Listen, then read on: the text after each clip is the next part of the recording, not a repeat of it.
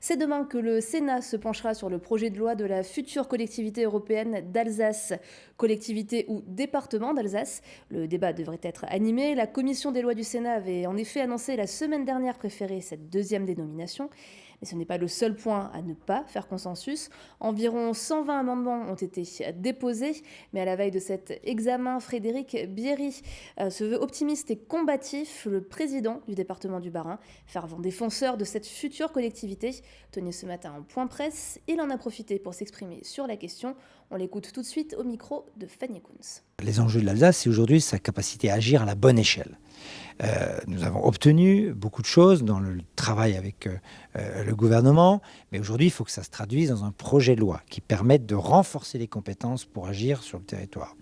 Alors, certains reviennent sur des dénominations de noms, d'autres essaient de remettre en cause les acquis des accords de Matignon. Ça, bien évidemment, je ne peux pas l'accepter. Moi, je compte sur les parlementaires, d'abord les sénateurs et ensuite les députés, pour renforcer encore le texte. Ils sont dans leurs responsabilités. J'attends d'eux qu'ils soient encore plus dans l'action pour que nous obtenions des compétences nouvelles. En bref, non, l'eau de Strasbourg n'est pas impropre à la consommation.